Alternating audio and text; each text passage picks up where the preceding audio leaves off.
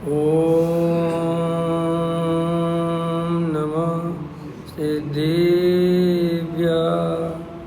ॐ नमः सिद्धेभ्यः। ॐ नमः सिद्धेभ्यः। निर्मल ज्ञान परिठिया कम कलंक डहेवी अपाल दौ जेड़ परु ते परम पेड़वेवी सब करम मलिका नाश कर हर प्राप्त कर निज आत्मा जो लीन निर्मल ध्यान में नम कर निकल पर संतप्य मानस शांत हो जिनके गुणों के गान में वे वर्धमान मान जिन विचरे हमारे ध्यान में। योग सार ग्रंथ है, योगेंद्र देव द्वारा कृत। 11 नंबर की गाथा पंक्ति चल रही है। ज्ञानी पर को आत्मा नहीं मानता है। देखो गाथा पाठ करते हैं। देहादि पर जिन बर कहे ना हो सके वे आत्मा है जान कर तू मान ले निज आत्मा को आत्मा। क्या कहते हैं? जैसे स्फटिक निर्मलता का पिंड है, वैसे ही भगवान आत्मा ज्ञान और आनंद का पिंड है। स्फटिक के पास लाल पीले फूल पड़े हों, वे फूल कहीं स्फटिक रूप हो जाते हैं क्या? लाल पीली जाई वह कहीं स्फटिक रूप होगी क्या? कदापि नहीं होगी। इसी तरह स्फटिक के समान निर्मलानंद भगवान आत्मा विभाव शरीर मन वाणी आदि नहीं हो सकता। पर भाव के मोह में भगवान स्वयं अपने को भूल गया है। औदिक भाव पंचाचार रूप व्यवहार के विकल्प क्या आत्म रूप होंगे? देखो क्या कहते हैं। स्फटिक मणि के बारे में चर्चा चल रही है। जैसे स्फटिक मणि सदा काल निर्मल और स्वच्छ रहता है, उसमें लाल पीला नीलापना झलकता तो है, लेकिन वो स्फटिक मणि लाल पीली होती नहीं। ऐसे ही आत्मा क्रोधादि रूप परिणमित हो गया, ऐसा दिखता तो है। आत्मा राग रूप परिणमित हो गया, ये राग आत्मा नहीं करा है, मैं नहीं करा है। ये क्रोध मैं नहीं किया है, ये भाव मैं नहीं करे हैं, ऐसा दिखता तो है। और वो ऐसा दिखने से ऐसा भ्रम हो जाता है कि आत्मा रागी द्वेषी मोही हो गया। और जब आत्मा मोही रागी द्वेषी दिखता है और आदमी उसको वेद ज्ञान तो जानता नहीं, आत्मा का सच्चा स्वरूप तो जानता नहीं। जैसे कोई स्फटिक मणि का सच्चा स्वरूप नहीं जानता, स्फटिक मणि लाल पीली हो ही नहीं सकती। उसमें चाहे लाल पीला नीलापन कितने ही दिखे, वो हमेशा अंदर से स्वच्छ और निर्मल रहेगी। ऐसे ही जो अज्ञानी जीव हैं, वे आत्मा के त्रिकाल ज्ञान स्वभाव को नहीं पहचानते, क्योंकि आज तक उस आत्मा का कभी परिचय नहीं लिया। उस आत्मा के बारे में गहराई से जाने ही नहीं कि आत्मा होता कैसा है। जैसे लोक में होता है ना, जिस आदमी ने कभी सोना नहीं पहना, गरीब था समझ लो, कभी सोना पहनने देखने उड़ने मिले ही नहीं, हाथ में लेने मिले ही नहीं, तो वो उसे सोने की पहचान ही नहीं कि सोना होता कैसा है। वो तो हर पीली चीज़ दिखती है उसे सोना समझता है। समझ में? एक निबंध पढ़ते थे हम, हर चमकती हुई चीज़ सोना नहीं होती। समझ में आएगी नहीं? हर पीली चीज़ दिखती है वो सोना। लेकिन अब उस बेचारे ने, गरीब आदमी ने कभी देखा ही नहीं कि सोना क्या होता, तो हर चीज़ को सोना समझता है। जो पीला है जो सोना है, लेकिन ऐसा तो नहीं। ऐसे ही अज्ञानी जीव ने कभी अपने ज्ञायक भगवान आत्मा का कभी शुद्धात्मा का परिचय प्राप्त ही नहीं किया कि वास्तव में आत्मा कैसा होता है। समझ में आया कि नहीं आया? क्यों? जिन जिन पर्यायों में गया, जहाँ जहाँ गया, वहाँ इतने दुख पाए, इतने कष्ट पाए कि वहाँ पे आत्मा का परिचय प्राप्त करने का समय ही नहीं था, ताकत ही नहीं थी। एक इंद्री से असंगी पंचेंद्री तक तो जीव को शुद्धात्मा का परिचय प्राप्त करने की शक्ति नहीं है, एक बात। दूसरी बात, जब संगी पंचेंद्री पना मिलता है और वो शक्ति मिलती है आत्मा को जानने की, तब उस बेचारे को या तो इतनी प्रतिकूलता होती है कि वो उस प्रतिकूलता को हटाने में और अनुकूलता लाने में ही पूरा समय खो देता है। जैसे हम और आप है ना, अभी अपन को ये संगी पंचेंद्री मनुष्य भाव मिला और जैन कुल मिला, जैन धर्म मिला। ये जैन कुल जैन धर्म क्यों बोलते बार बार? इसलिए बोलते हैं कि जैन धर्म में आत्मा का जितना स्पष्ट और जितना शुद्ध वर्णन, जितना निर्मलता से, जितना वीतरागता के साथ आत्मा का स्वरूप बताया गया है, वैसा अन्य दर्शनों में दुर्लभ है। इसलिए बार बार कहते कि तुम महाभाग्यशाली हो कि तुम्हारा जैन धर्म में। क्यों? जैन धर्म में जन्म लेना उस अर्थ में नहीं है कि तुम्हारी जाति बड़ी है या तुम जो है तुम छोटी जाति में नहीं माने जाते, सब लोग तुम्हें बड़ा मानते हैं। इसका अर्थ वो अर्थ नहीं है। अहंकार के पोषण के लिए नहीं बोलते कि तुम महाभाग्यशाली हो कि जैन धर्म में जन्म हो गया। जैन धर्म में जीवों की रक्षा करना, कुआचरण नहीं करना, शराब नहीं पीना, मांस नहीं खाना, मदिरा का सेवन नहीं करना, जुआ नहीं खेलना, एक तो बाहर से देखा जाए तो उत्कृष्ट आचरण वाला है जैन धर्म, और अगर अंदर से देखा जाए तो वीतरागी धर्म है। हमारे यहाँ भगवान पूजा करने से प्रसन्न नहीं होते, पूजा नहीं करने से दुखी नहीं होते। समझ में? हमारे यहाँ भगवान की पूजा खुश करने के लिए नहीं करी जाती, कोई मन्नत, कोई प्रार्थना, कुछ मांगने के लिए नहीं की जाती। भगवान जैसा बनने के लिए पूजा पाठ भक्ति की जाती है। मैं स्वयं भगवान हूँ ये जान लिया उन भगवान के निमित्त से, तो उनकी महिमा में जो पूजा हुई वो पूजा है, उनकी महिमा में जो भाव आए वो भक्ति है। तो जैन धर्म कोई इसलिए महान नहीं है कि जाति अपेक्षा। जैन धर्म में जो आत्मा का सुंदरतम वर्णन, स्पष्ट वर्णन, जैसा स्वरूप है वैसा जो बताया है, इसके कारण कहते कि तुम महाभाग्यशाली हो कि तुम्हारा जन्म जैन कुल में हो गया है और सच्चे देव शास्त्र गुरु का समागम मिल गया।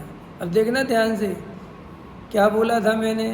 किस जीव को अनादि काल से मैं कौन हूँ, मेरा आत्मा का वास्तविक स्वरूप क्या है, आत्मा की शुद्धता क्या होती है, आत्मा का स्वभाव क्या होता है, ये कभी सुनने समझने का अवसर ही नहीं मिला। एक इंद्री से असंगी पंचेंद्री तक ताकत नहीं रही। समझ में आया? हमें कोई बताने वाला नहीं रहा, हमें शक्ति नहीं थी। और जब हम संगी पंचेंद्री हुए तो जैसे उदाहरण दे रहा था अभी, मनुष्य हुए, तो मनुष्य जन्म में आए तो एक तो वो कसाय इंद्रियों की ताकत बढ़ती है, जब अपनी शक्ति बढ़ती है तो इंद्री कसाय भी बढ़ती है, तो वो भोगने की इच्छा, समझ में आया, वो प्रबल हो गई। कमाने, क्योंकि कमाएंगे तो ही भोग पाएंगे। तो क्या हुआ कि जिस मनुष्य भाव में आत्मा को जानने का अवसर था, जो शक्ति थी, वो अवसर हमारा ये प्रतिकूलता हट जाए और अनुकूलता हो जाए, सारी शक्ति सामर्थ्य इसमें चली गई। हमें ये अवसर मिला था ना अपने बारे में जानने का, लेकिन आत्मा को जानने का अवसर मिला और वो पंच इंद्रिय विषय भोगों की सामग्री जोड़ने में, उनको भोगने में अनुकूलता आ जाए, प्रतिकूलता हट जाए, अनुकूलता आ जाए, प्रतिकूलता हट जाए, इसी की माला फेरते रहे, रात और दिन इसी का पुरुषार्थ करते रहे। प्रवचन में भी आए, मंदिर भी आए, तो सुना तो प्रवचन, लेकिन श्रद्धान में वो अनुकूलता मिल जाए, प्रतिकूलता हट जाए। जरा सी प्रतिकूलता नहीं रहे, शरीर में बीमारी नहीं रहे, ये नहीं रहे, वो नहीं रहे, पत्नी अच्छे, मकान अच्छे, दुकान अच्छी, पड़ोसी अच्छा, इन्हीं में आत्मा को जानने का अवसर था, वो चला गया। तो देखो कितना दुर्लभ है भैया। मैं कौन हूँ, मेरा क्या स्वरूप है, ये गहराई से हम जानने की कोशिश ही नहीं करते। मैं आत्मा हूँ तो कैसा आत्मा हूँ, ये मोह, ये राग, देश के परिणाम, ये आत्मा के स्वभाव हैं कि विभाव हैं, ये आत्मा को दुख रूप हैं कि सुख रूप हैं, ये मुझे शांति देते हैं कि अशांति देते हैं, ये परद्रव्य शरीर आदि परद्रव्य हैं कि स्वद्रव्य हैं, ये पुद्गल हैं कि चेतन हैं, ऐसा बहुत गहराई से विचार नहीं किया। एक तो बहुत सारे लोगों को ये सुनने ही नहीं मिलता क्योंकि उनके भाग्य में ही नहीं है ये बात। अरे भैया, संगी पंचेंद्री मनुष्य अभी पृथ्वी पर कितने लोग हैं? हम तो कह रहे अजैनों को तो हटा दो। अजैनों की कितनी संख्या है भाई साहब? जैनों की संख्या 1% है और अजैनों की 99% है। तो 99% लोगों के पास तो ये सच्ची भगवान आत्मा की बात ही नहीं है, तो वे जाने क्या आत्मा के बारे में? उन्हें ऐसा भाग्य है कि कोई सच्ची बात बताने वाला ही नहीं है। उन्हें तो भगवान को खुश करो, दूध चढ़ाओ, चादर चढ़ाओ, भगवान को नारियल चढ़ाओ, भगवान की सेवा करो, तुम पे वो कृपा करेंगे, तुम्हारा काम बन जाएंगे, तुम्हारी बिगड़ी बन जाएगी। लक्ष्मी जी की पूजा करो, गणेश जी की पूजा करो। सारे जगत में तो ये चलता है। कोई ये कौन धर्म कहता है कि तू स्वयं भगवान है? तुझे किसी की शरण में जाने की जरूरत नहीं है, तू स्वयं की शरण में जा। ये कौन बताने वाला है? ये तो जैन धर्म बताता है। अब जैन धर्म में भी आप विचार करो कि इसमें भी सच्चा जैन धर्म पालने वाले, मानने वाले कितने लोग हैं? क्योंकि जैनियों में भी 90% गृहीत मिथ्या दृष्टि। गृहीत मिथ्या दृष्टि माने समझते हो बसेन जी? गृहीत मिथ्या दृष्टि माने अन्नमति हैं तो वे नामधारी जैन, लेकिन उनका आचरण, उनका व्यवहार, उनकी मान्यता पूरी तरह अन्यमतियों जैसी है। वे दुर्गा जी के पास भी चले जाते हैं, गणेश जी में भी चले जाते हैं। वे तो सिर्फ एक ही काम करते हैं कि सर्वधर्म है और सब भगवान कुछ लेते देते हैं, सबको प्रसन्न रखो। शनि देवता को भी प्रसन्न रखो, समझ में आया? और इधर मल्लनाथ को भी प्रसन्न रखो, पारसनाथ को भी प्रसन्न रखो। और अब नव दुर्गा आ गई तो दुर्गा जी को भी प्रसन्न रखो, अभी लक्ष्मी जी को प्रसन्न रखो। तो ऐसे जैनी आपको 90% मिलेंगे जो गृहीत मिथ्या दृष्टि। और वे गृहीत मिथ्या दृष्टि माने नामधारी जैन हैं, श्रद्धान से पूरे के पूरे अन्यमति जैसे हैं। अब कितने % बचे? पहले तो कितने गए? आप समझे नहीं पूरी बात। पहले तो 100 में से 99% तो सब चले गए, अन्यमति हो गए। 1% बचे जैनी। अब 1% का फिर 100 हिस्सा करो। 1% के कितने हिस्से करो? 100। उस 100 में से 90% फिर चले गए। क्या में चले गए? वे जैन मती होकर भी अन्य मतियों जैसा जीवन जीते हैं, गृहीत मिथ्या दृष्टि है। वे सब नामधारी जैन जानना। जो पारसनाथ से कुछ मांगते हैं, मल्लनाथ से कुछ मांगते हैं, महावीर से कुछ मांगते हैं, पद्मावती धड़ेन्द्र की पूजा आदि करते हैं, अन्य देवी देवताओं को मानते हैं, वे सब जैनी होकर भी अजैनी हैं। वे सच्चा जैन धर्म नहीं पहचानते।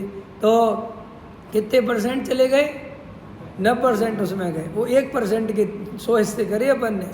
अब बचे 10%। अब उन 10% में आते हैं, मान के चलो थोड़ा सा, जो गृहीत मिथ्यात्व का सेवन नहीं करते, जो सच्चे देव शास्त्र गुरु का स्वरूप समझते हैं।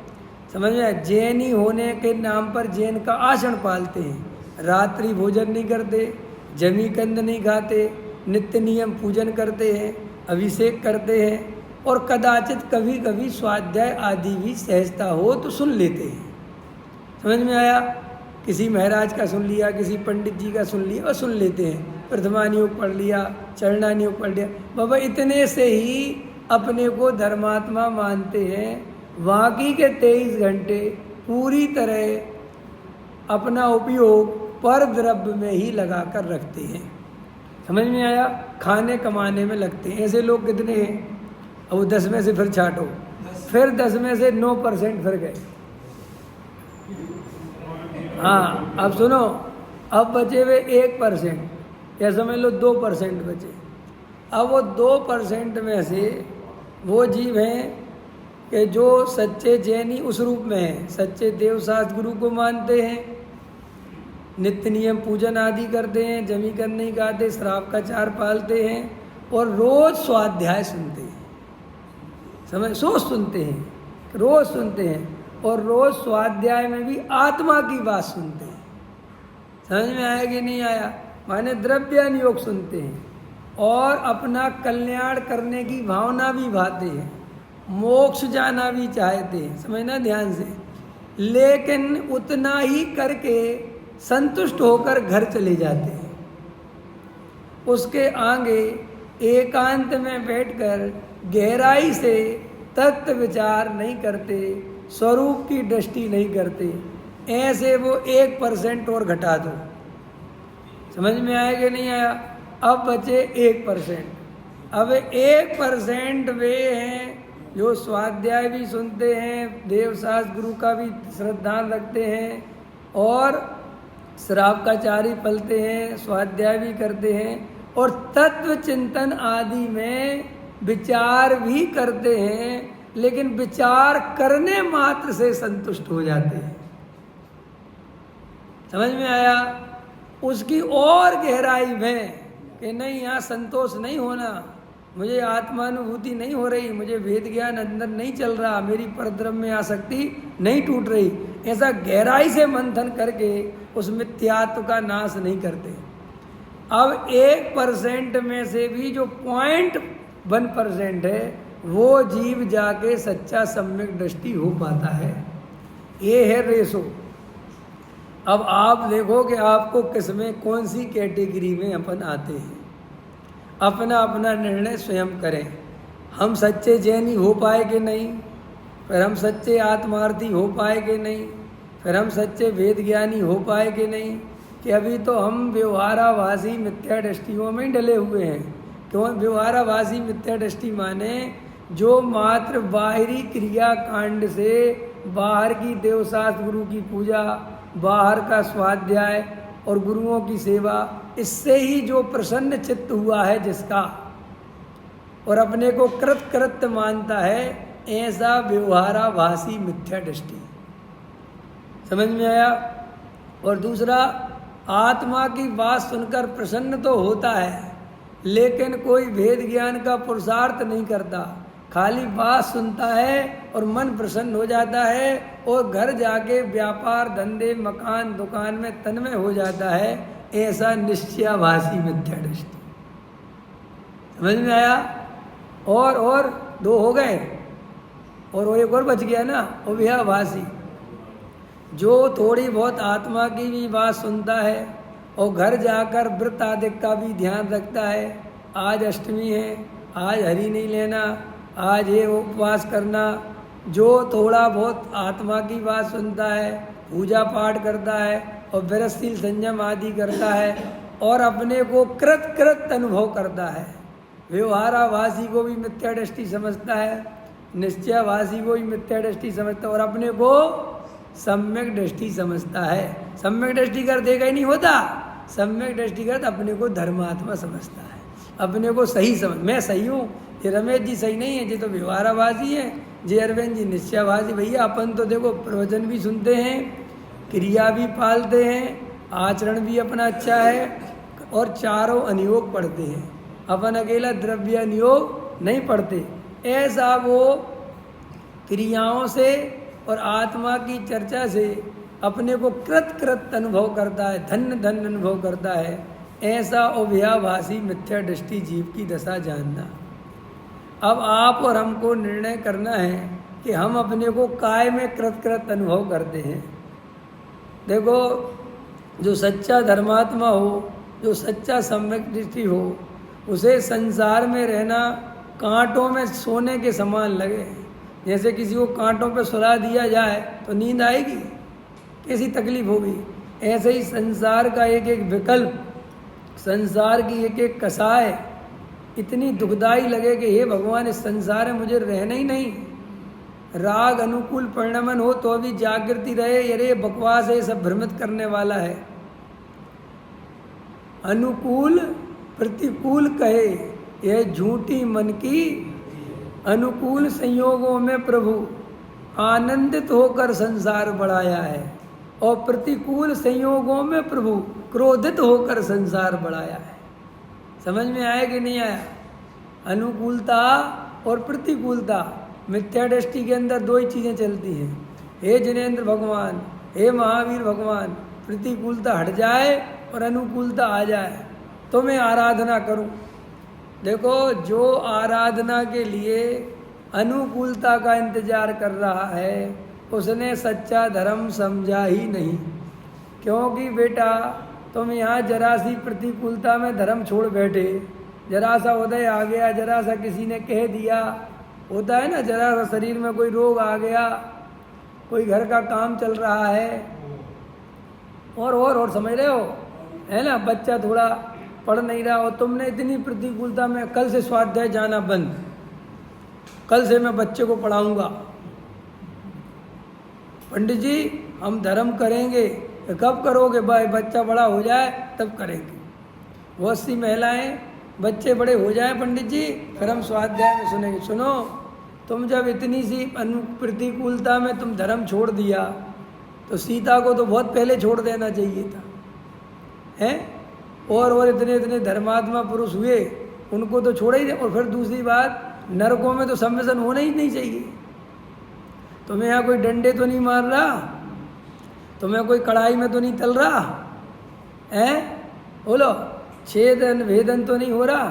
त्रियंच गति में इन जीवों को भोजन नहीं मिलता, भूखे प्यासे डले रहते, पानी नहीं मिलता। सोचो बात, ये प्यासे कुत्ते घूम रहे, नहीं मिल रहा पानी अगर, तो कौन दे?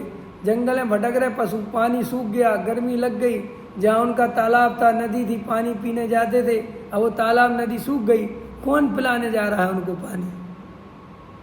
समझ में आया कि नहीं आया? और अब तो जंगल ही खत्म कर दिए, बेचारों को रहने के स्थान ही खत्म कर दिए, क्या करें, मर गए भी तो सब। तो ये त्रियंच गति में भी सम्यक दर्शन लेता है, नरक गति में भी जीव सम्यक दर्शन होता है।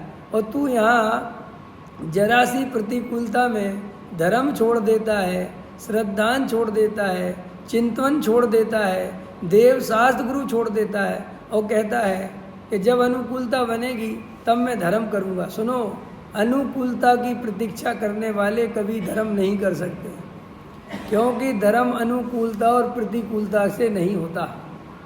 क्लियर हो गया? तो वो 1% वाले जो जीव है, उनकी अपन ने जो कहानी सुनाई, वे 1% को कितनी कैटेगरी में बांटा अपन ने बजसेन जी? 3 कैटेगरी में बांटा। कौन सी 3 कैटेगरी? निश्चयवासी, व्यवहाराभासी, उभयाभासी। और वो 99.9999 काय में गए? वे तो सब अन्नमति में चले गए बेचारे। समझ में आए कि नहीं? उनका तो कोई लेना ही देना नहीं है। अब ये 1% में 3 प्रकार की भूल है जो टोडामल जी साहब ने बताया। अब उस भूल से अगर बच सको तो सम्यक दृष्टि हो सकते हो, वरना इतनी नदी पार करने के बाद, कितनी पार कर ली? पूरा समुद्र पार कर लिया, और किनारे पे आकर 3 तरह का भास खड़ा हो गया। निश्चयाभास, पहले तो जीवों का गृहीत मिथ्यात्व छोड़ना कितना मुश्किल है भाई साहब। आपको क्या लगता है ये गृहीत मिथ्या छोड़ना कोई मजाक है? अरे भैया, लोग जरा सी मुसीबत में आ जाएं, कौन से देवी देवताओं को ना मानने लगे, क्या करें?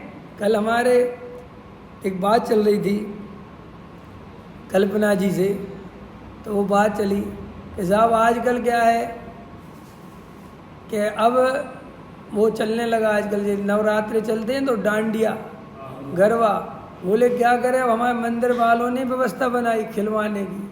कि क्यों बनाई? कि हम लोग उसमें कोई देवी वगैरह कुछ नहीं करते, लेकिन खाली गरबा ही खिलवाते हैं। तो बाजू में पंडाल लगा देते हैं, और वरना न सारे हमारे बच्चे और जेएनयू के बच्चे भी फिर वहाँ खेलने जाते हैं। समझ आया? अब वहाँ खेलने जाते तो वहाँ तो अन्नमति भी हैं और वो सब कुछ हैं, और अब वो ऐसा फैशन आ गया, उनका मन तो करता है कि हम भी नृत्य करेंगे, हम भी डांस करेंगे। तो हमने कहा भैया अपने यहीं खिलवा दो, वो बजाने वाला म्यूजिक वाला बुला दो और कह दो अच्छे सज सवर के आओ, यहीं नाच लो, कहीं जाने की ज़रूरत नहीं। अब एक दृष्टि से देखा जाए तो ये लगता है कि यार जिनने सोचा बेचारे करें क्या, क्योंकि नहीं सोचे तो वे अन्नमतियों में जाते हैं। अब वहाँ जाएंगे तो बिल्कुल गड़बड़ी होने के चांस। अब वहाँ पे मान के चलो जवान लड़का लड़की जाएंगे और वो सब 1 मिनट में भटकने के चांस हैं, और वो देवी देवता अलग विराजमान कर रखे। अब देखो, अब आज देखना अब जे आज किस मुसीबत के चक्कर में अपन ने रास्ता अपनाया, कल क्या होगा, धीरे धीरे धीरे धीरे देवी भी आ जाएगी। आप समझ गए ना, वो बिल्ली कहते ना, चूहा क्या बिल्ली निकालने के चक्कर में ऊँट ऊँट घर में घुसा लिया, ऐसा होता है। ये जितने भी ये देवी देवता जैनियों के मंदिर में आ गए, ये आए कैसे, ये पता है आप? बिल्कुल ऐसे ही आए जैसे तुमने मंदिर के बराबर में ये डांडिया खिलवाने का रख दिया ना। अब जैसे मान के चलो भीम गली के लोग डांडिया खेलने जाने लगे, अभी मैं तो सोचता था कि मोक्षु नहीं जाते होंगे, अब आजकल तो देखता हूँ तो कई मोक्षु भी जाने लगे, बहुएँ भी जाने ही। हाँ, अब वही कंट्रोल नहीं है, क्या कर सकते, नामधारी मोक्षु है वे। मैंने तो कल परसों बोला था सच्चा मोक्षु होगा तो वो तो इन सब चीज़ों में पड़ेगा नहीं समझ में आया? देखो रंग राग की पूर्ति करना भी है, समझो मेरी बात, सिस्टम कैसा है। अब जैसे मान के चलो तुम्हें गरबा खेलना, तो तुम इन दिनों से अलग किसी टाइम में अपना कोई फंक्शन मना लो, करो, लेकिन इस टाइम पे मत, क्योंकि ये समानांतर धारा जब चलेगी तो ये धारा कम मिल जाएगी। नहीं समझ में आया बसंत जी? आप समझ रहे मैं क्या कह रहा हूँ? तो मैं अपना गरबा कराना ना भैया, तुम्हारा कोई फंक्शन आता है, अष्टांग का आती, कुछ आती, जो आती है, जो भी तुम्हारा कोई भी चुन लो वो दिन, कि भाई 2 दिन अपन 3 दिन इसमें खूब भक्ति करेंगे, खूब नृत्य करेंगे, रख लो भैया, पूरा जैन समाज सेट कर दो, लेकिन वो इस टाइम पे मत करो, क्योंकि जब ये समानांतर धारा चलती है तो आने वाली पीढ़ी ये सोचती है कि हम सब एक ही हैं। क्या सोचती है? इनके यहाँ पे भी वही है और हमारे यहाँ पे भी वही है, तो वो धीरे धीरे क्या होता है, वो मिक्सअप होने लगता है। तो ये क्या हुआ कि पहले कुछ लोगों ने, जैन समाज तो वीतरागी धर्म था, है, रहेगा, लेकिन लोगों ने ये भटका दिया कि तुम्हारे भगवान तो वीतरागी हैं, ये तो कुछ करते धरते नहीं हैं, लेकिन जो अन्य देवी देवता हैं वे तो अभी रागी देसी हैं और उनको प्रसन्न करोगे तो तुम्हारे बिगड़े काम बन जाएंगे। और देवों की ताकत बता दी कि देवों में बहुत ताकत होती है, तुम्हारे शास्त्रों में लिखी कि नहीं लिखी? यहाँ सब बात तो सही है, लिखी तो है। तो बोले देखो उनकी पूजा करने जाओ, तो ये बहुत सारे जैनी जो समझो कमजोर हैं, सब डरे हुए, जो अभ्यास ही नहीं, वे वहाँ जाने लगे। समझ में आया? अन्यमतियों के मंदिरों में। तो अब भैया ये प्रॉब्लम क्रिएट हो गई कि ये क्या करें, तो ये ऐसे करके अपने ही मंदिर में, बोले अपने यहाँ भी देवी की कमी थोड़ी है, ये तो बोले अपने यहाँ कौन सी देवी है, कोई नाम ही नहीं आता। बोली एक देवी तो है, पद्मावती जी है ना, पारसनाथ वाली, हाँ वो तो है, वो धड़ेन है, तो बस तुम इनसे मांगो जो मांगना है। और ये पारसनाथ के भक्त हैं, तो इससे तुम्हारे जो है अन्न वो भी बाप नहीं लगेगा, और ये अपने भगवान को मानते हैं। अब वो लोगों ने वहाँ से बचाने के लिए यहाँ विराजमान कर दी। अब हुआ क्या कि अब गृहीत मिथ्या तो घर में ही चालू हो गया, अब बाहर जाने की जरूरत ही नहीं है। तो वो फायदा हुआ कि नुकसान हुआ, वो सोचने जैसी बात है। तो ऐसे ही ये परंपराएं ये धीरे धीरे, और जो बहुमत होता है जिस भी पंथ संप्रदाय का, और जिस पंथ संप्रदाय का अल्पमत होता है वो उसकी गिरफ्त में आ जाता है। और आने वाले समय में हम अपने बच्चों को जैन धर्म में रखना चाहते हैं, सच्चा जैनी बनाना चाहते, तो मुझे एक ही उपाय दिखाई देता है, केवल पाठशाला। आप ऐसी जगह पे रहो जहाँ जैन मंदिर हो, पाठशाला चलती हो, पढ़ाने वाले विद्वान हों, वीतरागी धर्म समझाने वाले विद्वान हों, तो आपको बच्चों को बचाने में कुछ हेल्प हो सकती है, वरना आप बचा नहीं पाओगे। क्योंकि रंग राग नाचना कूदना हर व्यक्ति को अच्छा लगता है। समझ में आया कि नहीं आया? और ये वीतरागी धर्म, शांति से बैठने वाला धर्म, अच्छा पूजा कौन सी अच्छी लगती है आप लोगों को बताओ? क्या नाम नीरज जी, कौन सी पूजा अच्छी लगती है? धमाधम वाली, सामूहिक पूजन, के शांति से अकेले में बैठ के पूजन करना, कौन सी अच्छी लगती है? मज़ा ज़्यादा किस में आता है? देखो भैया कल बहुत बढ़िया विधान रख रहे हैं म्यूजिक के साथ, और गाने के लिए भी संजीव जी को बुला रखा है। समझ में आया कि नहीं आया? और बहुत बढ़िया अपन ने सब व्यवस्था कर रखी है, बहुत आनंद आएगा आपको सामूहिक पूजन में। और कल विशेष पूजन में अपन ने एक और भी रखा है, नृत्य करने के लिए भी बहुत स्पेशल लोग आएंगे, आपको कल जरूर पधारना है। आप 100 काम छोड़ के कल पूजन में आ जाओगे, लेकिन अकेले में पूजन करना आना है वो तो हम कहीं भी कर लेंगे जी। अंदर में हमें रंग राग में ही मज़ा आता है। ये हमारे मंदिरों में गाते गाते म्यूजिक आ गया, फिर फिल्मी गानों की तर्ज पे भजन आ गए, फिर उसमें ही नाचने कूदने लगे। सब विकृतियाँ आई कहाँ से? ये सब विकृतियाँ अन्य मतियों से आती चली जा रही हैं और वे तो आएंगी। देखो अन्य मतियों के यहाँ पे विकृति नहीं है बस्सेन जी, अन्य मतियों के यहाँ तो धर्म है। बोला नहीं माने रे नहीं माने, मचल गए नचवे खो। वो तो बोला नाचते और वे मचल सकते नहीं, समझ में? क्योंकि भाई वहाँ है उनका धर्म में। तुम्हारे यहाँ आदिनाथ नहीं मचलते, समझ में? उनमें भी नचने आते हैं। अब लेकिन तुम्हें तो नचने की भरी पड़ी है। अब तुम्हारे आदिनाथ नाचते नहीं तो तुम क्या करोगे कि एन कैन प्रकरण तुम नचाओगे। ये विकृतियाँ ऐसे ही जन्मती और कोई दम नहीं है। जैन धर्म तो भाई साहब ऐसा धर्म है, रूखा सूखा धर्म है बिल्कुल। जंगलों में बैठ जाओ, पेड़ के नीचे बैठ जाओ, आत्मा का ध्यान करो, कोई लेना दे भाई। ये है जैन धर्म तो बिल्कुल। रंग राग के लिए जैन धर्म में जगह ही नहीं है। जे तुम्हारी सामग्री, जे बड़े बादाम, जे पीले, जे नीले, जे सब तुम्हारे राग के पोषण के लिए कराए गए, क्योंकि तुम शांति से वीतरागी धर्म में बैठ नहीं सकते हो। असली रसमय आत्मा की तरफ से, राग की तरफ से सूखा कह रहा हूँ। राग से सूखा है कि नहीं? राग आप समझे भाई, सूखने के दो अर्थ, राग से सूखा है और वीतरागता का रस भरा है। लेकिन वीतरागता का रस पसंद नहीं आता ना रागियों को, आप समझे नहीं? अशांत आदमी को शांति पसंद आती नहीं, तो उसकी तरफ से तो बोलता नहीं क्या यार तुम्हारे यहाँ रूखा सूखा, वैसा बोलता कि नहीं? क्यों? अरे तुमने कैसी पार्टी रखी यार रूखी सूखी। ये जो शराब पीने वाले होते हैं, जो क्या होते हैं शराब क्या बोलते हैं, स्मोकर सिगरेट पीने वाले शराबी है, वे क्या होते? आते हैं तो उन्हें ना खाना दिखता है ना उन्हें कुछ दिखता है। पार्टी में आके ही साथ है कुछ व्यवस्था, देखो यार फालतू बात नहीं। अरे तू बड़ा शरीफ बन रहा है, हमने तुझे अपने पार्टी में नहीं करी थी तेरी व्यवस्था? नहीं यार हमने रिश्तेदार बुला रखिया। अरे ठीक है यार, कमरे के अंदर पी लेंगे यार, तुम बनाओ यार, बुलाओ।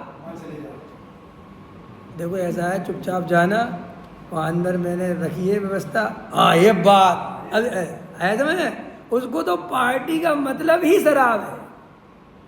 उसको तुम शराब नहीं दोगे तो कहेगा बहुत रूखी सूखी पार्टी करी, कंजूस है नंबर 1 का, और शराब पिला दी तो बदले रहे।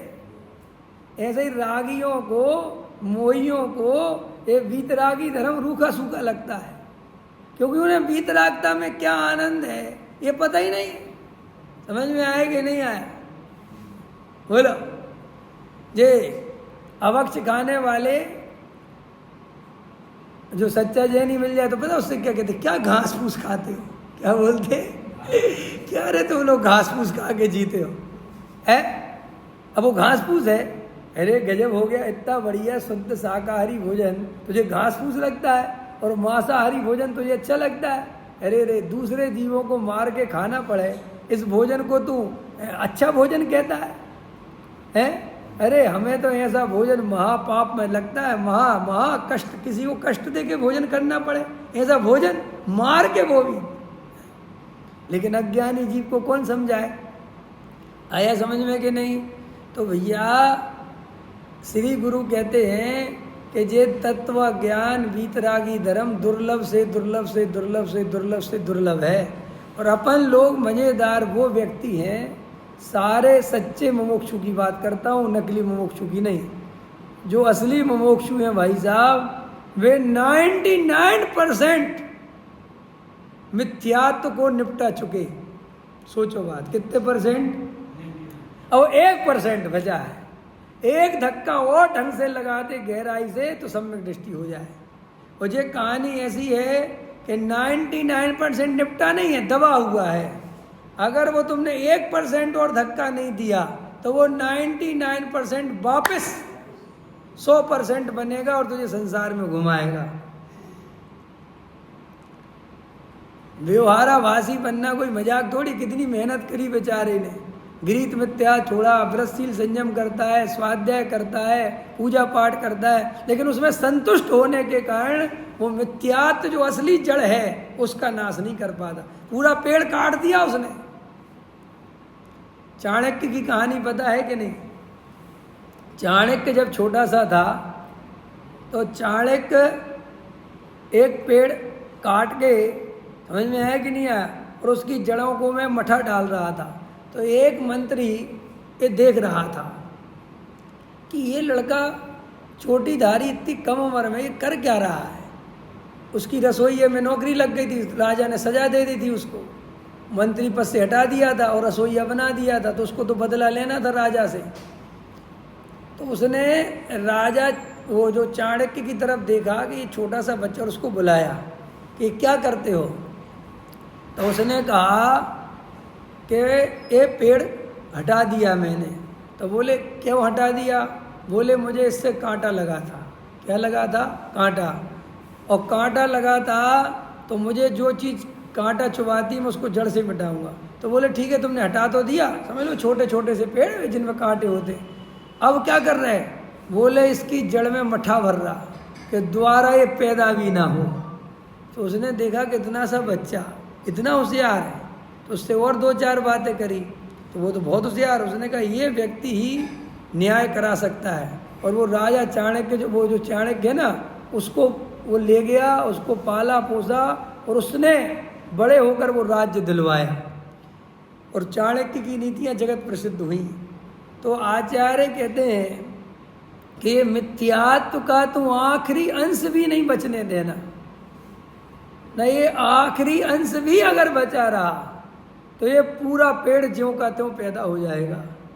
ऐसा ही है मिथ्यात्व। तुम व्यवहाराभासी बन गए, तुमने खूब व्रत पाल लिए, खूब उपवास कर लिए, खूब ये कर लिया, स्वाध्याय सुन लिया और संतुष्ट हो गए मैं धर्मात्मा, वह मिथ्यात्व बच गया।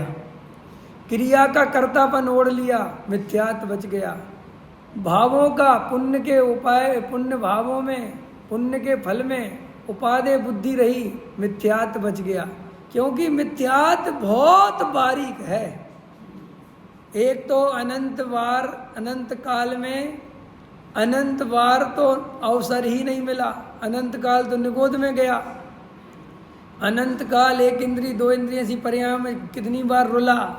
आचार्य कहते फिर भी अनंत काल ऐसा भी है जिसमें इस जीव ने मुनि व्रत धारण किया। देखो क्या बोला नरेश जी, रमेश जी, अनंत काल तो निगोद में गया, अनंत काल सारी दुनिया भर की पर्याय में रुलते रहे, और अनंत काल ऐसा भी गया जिनवाणी कहती जब तू मुनि बना।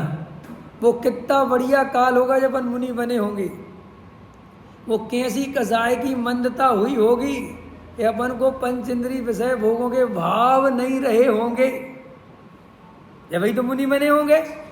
और अपन कोई नकली मुनि नहीं बने, एसी में बैठने वाले मुनि नहीं बने, समझ में आया? लड़ाई झगड़ा करने वाले मुनि नहीं बने, तंत्र मंत्र करने वाले मुनि नहीं बने, एकदम सच्चे द्रव्यलिंगी मुनि बने, समझ में आया? और खूब साधना करी, जंगलों में खूब आत्म ध्यान किया। पे निज आत्म ज्ञान बिना मिथ्यात्व का नाश नहीं कर पाए। कैसे नहीं कर पाए साहब? आत्मा का ज्ञान तो था कि मैं आत्मा हूँ, लेकिन आत्मा को शुद्ध करने के लिए शुभ भाव में धर्म मान लिया। करना तो चाहता था आत्मा को ही शुद्ध, लेकिन काय से? शुभ भावों से, क्रिया से।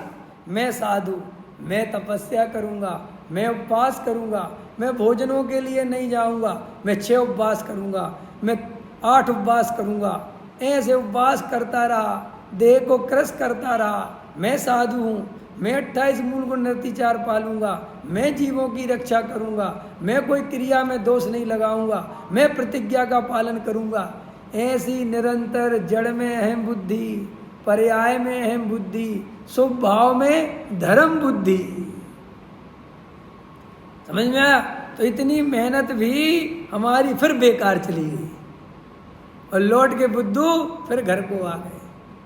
अब अपन भाग्य से ऐसी जगह आए हैं जहां पर वो मुनि क्या भूल करता है, ये भूल बताने वाले गुरु मिल गए।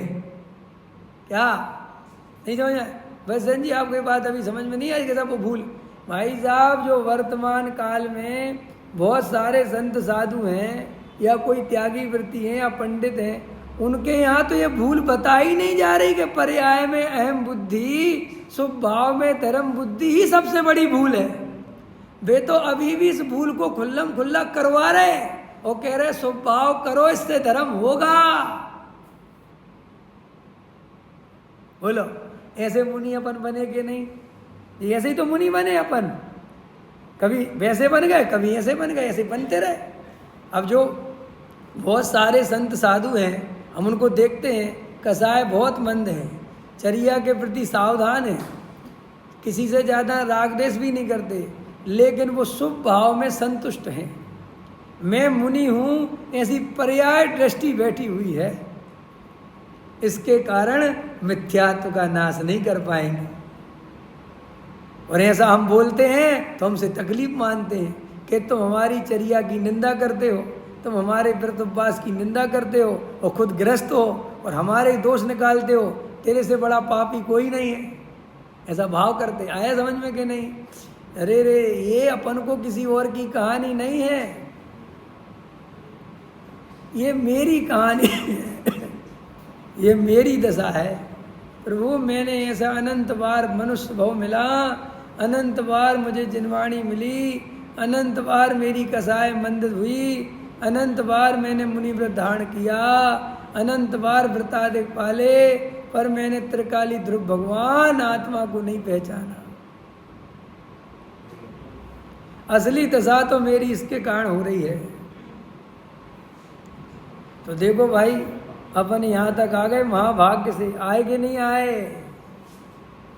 लेकिन यहाँ पर भी अगर बनियाई बुद्धि नहीं छोड़ी, यहाँ पर भी अपने को होशियार मानते रहे, क्रिया तो करनी चाहिए, व्रतों का पालन तो करना चाहिए, नियम व्रत तो पालने चाहिए, इन्हीं नियम में अटके रहे।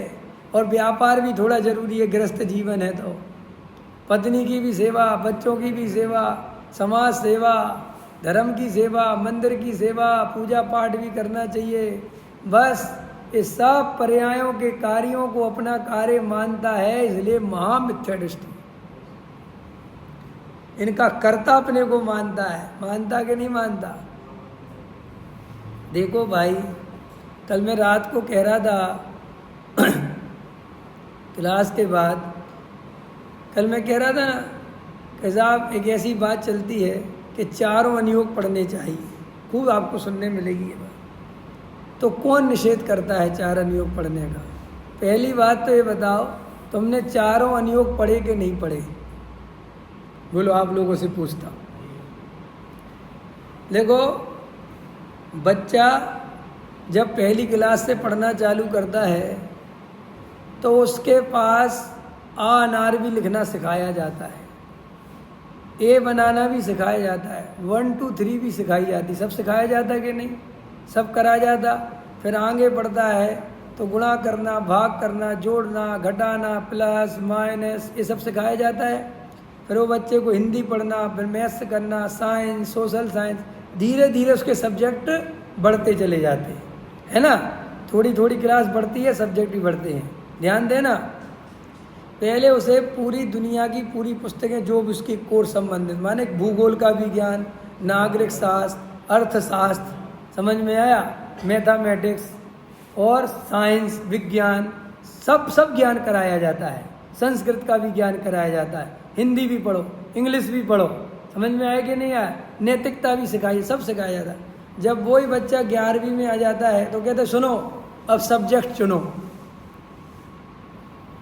ये क्या आ गया? ये सब पढ़ रहे थे, अब सब्जेक्ट चुनो का मतलब क्या है कि भाई अब तुम्हें हमने सब चीज़ें बता दी, अब इसमें से तुम्हारी सबसे ज़्यादा रुचि किस में है उस पर फोकस करो कि ठीक है सर मेरी मैथ साइंस में रुचि, ओके मैथ्स लो। कि साहब अब संस्कृत, साहब विज्ञान, सोशल साइंस, खत हटाओ, अब इस पे ध्यान दो। जब वही बच्चा और आगे बढ़ जाता है और ग्रेजुएशन में पहुंचता है तो और पुस्तकें कम होती हैं कि अब इसमें और कम करो। फिर जब वही बच्चा एमए में पहुंच जाता है तो और कम कर देते हैं, और जब वो बच्चा पीएचडी के लिए तैयार होता है तो कहता सब छोड़ो एक चुनो।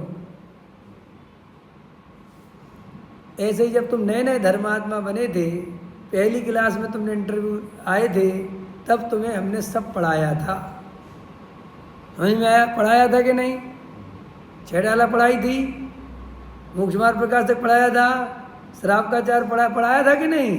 मैंने इसी भीम गली में सब पढ़ाए, समझ में आया? वो तो प्रवचन अब रिकॉर्ड हो रहे तो लोग सोच रहे इसके पहले पंडित जी ने पता नहीं क्या किया, सब पढ़ा दिए। श्राप का चार बहुत पढ़ाया भैया, पूरा चलाया, समझ में आया? अब वो पढ़ लिए तुमने, समझ ना? प्रथमान योग कहानी किससे सब पढ़ लिए भाई साहब। अब एक को चुनने की बारी आ गई है, अब ध्रुव के अनुभव की बारी आ गई है। तो साहब प्रथमान योग चढ़ना है ना भैया। प्रथमान योग क्या होता है? प्रथमान योग में महापुरुषों के जीवन के घटना को सुनाते हैं, उनके पुण्य पाप के फल को समझाते हैं और उनकी वृत्ति को बताकर, वैराग्य को बताकर, अंत में वीतरागता ही धर्म है, वीतरागता ही सुखरूप है, ये बताते हैं। इसका नाम प्रथमान योग है। और प्रथमान योग में जितने महापुरुष हैं उनकी कहानियाँ लगभग आपको सबको पता है। तो आप प्रथमान योग नहीं जानते या नहीं पढ़ते, कहाँ आ गया? आपको सीता की कहानी, राम की कहानी, कृष्ण की कहानी, महावीर की कहानी, आदिनाथ की कहानी, पार्श्वनाथ की कहानी, सबकी कहानियाँ तो याद हैं। महाभारत याद है, रामायण याद है। और क्या होता है प्रथमान योग? राजा सैनिक की कहानी पता है, चंदना की कहानी पता है, चेलना की कहानी पता है, सीता की कहानी पता है, अंजना की कहानी। और कितना कितना प्रथमान योग जानना है भाई। और क्या है वो प्रथमान योग में? ऐसा बोलो तो लोगों के बड़े वो लगता है, अरे भाई उसका इतना ही तो था और इतनी हमें पता है। अब चरणान योग पे आ जाओ तो श्रावक के योग जो आचरण है वो तुम्हारे जीवन में तुम जानते हो कि नहीं? कि जमीकन नहीं खाना चाहिए, रात में नहीं खाना चाहिए, पानी छान कर पीना चाहिए, बाजार में नहीं खाना चाहिए, अवक्ष नहीं खाना चाहिए, 5 प्रकार के अवक्ष होते हैं, बहुघात, रसघात, नशाकारक, सब जानते हो ना? हाँ साहब, सत्य व्यसन नहीं करना चाहिए। तो भाई इतना ही तो चरणानी योग है श्रावकों के लिए, सामान्य गृहस्थों के लिए इतने ही चरणानी योग है। और हम इतना क्या, हम तो इसके आगे का जानते नहीं जानते क्या? मुनिराज के 28 मूल गुण कौन कौन से होते नहीं जानते क्या? श्रावकों के 12 व्रत कौन कौन होते नहीं जानते क्या? 11 प्रतिमाएं कौन कौन सी होती नहीं जानते क्या? क्या सब जानते?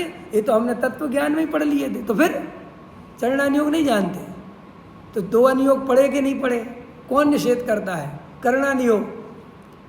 तुम जम्मू द्वीप के भरत क्षेत्र के आर्य खंड, दिल्ली नगर, विश्वास नगर में रह रहे, जानते हो कि नहीं जानते?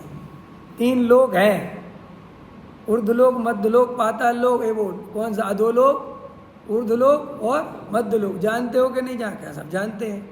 नंदीश्वर द्वीप है, वहाँ 52 चैत्यालय हैं। पंचमेरु में 80 जिन चैत्यालय हैं। कृत्रिम अकृत्रिम चैत्यालय 498 अकृत्रिम चैत्यालय हैं, समझ में आया? वो 2.5 द्वीप है। और विदेह क्षेत्र है, वहाँ श्रीमंदिर भगवान विराजते हैं। विदेह क्षेत्र में 20 तीर्थंकर सदा मौजूद रहते हैं। 170 तीर्थंकर एक काल में हुए थे। और यहाँ वो ये पंचम काल लगा हुआ है, वहाँ चौथा काल लगा हुआ है। और 8 कर्म होते हैं।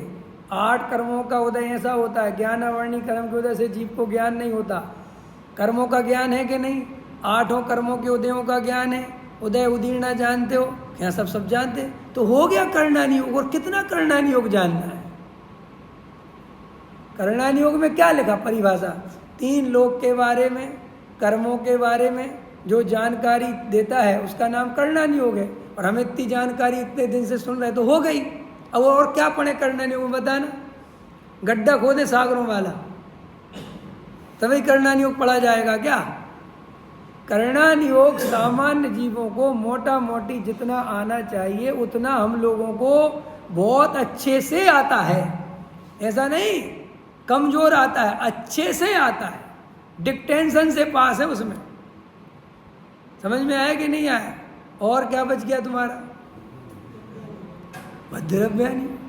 और द्रव्यानि योग का अर्थ है 24 घंटे इसी का आश्रय लेना है, क्योंकि द्रव्यानि योग जानकारी का ग्रंथ नहीं है। इसमें जो आत्मा के चर्चा लिखी उसका अनुभव करना है। इसलिए द्रव्यानि योग में पीएचडी करनी है, मैंने सिलेक्शन कर लिया है। आया समझ में कि नहीं? ऐसा आचरण के बारे में बता दो, जितनी जरूरत है उतना तुम पाल रहे हो, अब द्रव्यानि योग पे ध्यान दो। आया समझ में? बार बार सीता जंगल में जाएंगे और तुम बार बार आंसू बहाओगे। एक ही बार गई थी वे तो जंगल, लेकिन तुम 10 बार भेजते हो नाटक कर करके, और रोज रोने बैठ जाते हो, हैं? और डॉक्टर साहब बहुत अच्छा लेते थे, वो कहते थे कि गजब गजब की दुनिया है। और एक बार रावण लेके गया और एक बार उसका मरण हो गया, लेकिन ये दुनिया और रावण को हर साल चलाने बैठ जाती। और रावण जैसा घर एक तो लेके आओ, रावण जैसा आदमी पूरी पृथ्वी पे आज लेके आओ तो जो को हार जाए। डॉक्टर साहब भरी सभा में बोलते थे कि जो स्त्री उसको सबसे ज़्यादा पसंद हो, जिसका अपहरण करके ले आया हो और जिसके महल में रहती हो और जिसके साथ वो जैसा व्यवहार करना चाहे, समझ में आया? कोई बोलने वाला नहीं है, फिर भी ऐसी स्त्री जो उसकी मनपसंद हो और उसके महल में 6 महीने सुरक्षित रह गई, खरोंच भी नहीं आने दी, ऐसा रावण लेके तो आओ। डॉक्टर साहब बोलते थे हम तो ऐसा आश्रम नहीं ला पा रहे, आश्रम में बहन बेटियां सुरक्षित नहीं है आज की दृष्टि में। आश्रमों में रोज पाखंडियों के केस खुलते हैं। कल एक वो बाबा पकड़ा गया। आश्रमों में बहन सुरक्षित नहीं है और तुम रावण को जलाने की बात करते हो। संत साधुओं से आजकल के जो भ्रष्ट साधु हैं उनसे महिलाओं को बचाना मुश्किल हो रहा है। समय उनका शोषण किया जा रहा है। और रावण ने सीता को घर में 6 महीने रखकर और लेके आया भाई साहब, लेकिन उसने कहा हे सीता, मेरा नियम है, जब तक मुझे कोई स्त्री स्वयं अंदर से पसंद नहीं करेगी, स्वयं मुझसे प्रेम नहीं करेगी, मैं उसको किसी भी प्रकार से स्पर्श नहीं करूँगा। बोलो क्या गजब का आदमी, हम तो आए दिन नियम तोड़ दे, नियम बनावे और नियम तोड़ दे। बोलो। और वो रावण, उसको अपने रूप का इतना मत था, क्योंकि बहुत सुंदर था रावण, उसके सामने कोई सुंदर नहीं था, बहुत ही सुंदर था। जो स्त्री देखती थी मोहित हो जाती थी भैया। तो वो सीता को इसलिए तो ढा के लाया था कि जब ये मुझे देखेगी ना, मेरे रूप को देखेगी, मेरी सोने की लंका देखेगी। और स्त्रियां काहे पे मरती हैं? सोने पे। और उसकी काहे की लंका थी? सोने की। और ज़्यादा से ज़्यादा भाई रूप में, तो रूप तो इतना सुंदर था रावण का कि बहुत ही सुंदर। तो उसने कहा और ये कहाँ है राम भाम जंगल में घुमा रहा है इसको, समझ में आया? ये तो 1 मिनट में राजी हो जाएगी। वो इस चक्कर में लेके आया था। और उसने बहुत समझाया सीता को कि समझो तुम उसके पास क्या है, तुम देखो यहाँ तुम्हें लंकापति, पूरे सोने की लंका की महारानी बनाऊंगा। लेकिन सीता ने जब उसे स्वीकार नहीं किया तो चला गया। तो ऐसा है व्यक्ति है। तो अब सीता की कहानी देखते हो, सीता जंगल सेनापति छोड़ता है और तुम रोने बैठ जाते हो। कब की कहानी, कब सीता गई? अरे वो तो प्रेरणा थी कि ये संसार असार है भाई, सीता के लिए नहीं रोना। ऐसी अनंत बार मेरी दुर्दशा हुई, ये समझाने के लिए प्रथमा योग है। तुम जिन सीता के लिए रो रहे, वे तो प्रतेंद्र नाम का जीव है और वो तो मोक्ष चला जाएगा भाई साहब, सम्यक दृष्टि जीव है वो। जिन क्यों अंजना को तुम देख के रो रहे, वे तो मोक्ष चले गए सबके सब। और जे रावण को तुम जला रहे, वे मोक्ष जाने वाले हैं भैया भी। तुम राजा सैनिक पे करुणा कर रहे हो, ये ज्यादा सर्प नहीं डाला हो तो कैसी बुरा, अपने पे करुणा कर। वे सब के सब प्रथमान योग में जितने पात्र हैं वे सब मोक्ष जाने वाले हैं। क्योंकि प्रथमान योग में संसार में रहने वालों की चर्चा आती ही नहीं। जो मोक्ष में जाने वाले हैं उनकी ही कहानी लिखी जाती है। अगर तुम्हें प्रथमान योग में छपना है तो मोक्ष में जाना पड़ेगा। समझ में आया? ऐसे ही नाम नहीं आ जाएगा तुम्हारा। सब मोक्ष चले गए, जिनके लिए तुम आंसू बहा रहे वहां है ही नहीं कोई। एक तीर के लगत कृष्ण की बिनस गई काया। वो तो कहीं कब की बिनस गई और कब का खत्म हो गया खेल, अभी तीर्थंकर होने वाले हैं। अपने बारे में सोचो। वो प्रथमान योग जिनके बारे में तुम सोचने बैठ जाते हो उसके लिए नहीं लिखा गया। अपने बारे में सोचो, अपने बारे में। तो पीएचडी पे आ गए अपन। और पीएचडी माने एक आत्मा पे ही पीएचडी करना है। एक ध्रुव भगवान आत्मा का ही अनुभव करना है। ये निर्णय कर लो, यही मुक्ति का उपाय है। सहजानंदी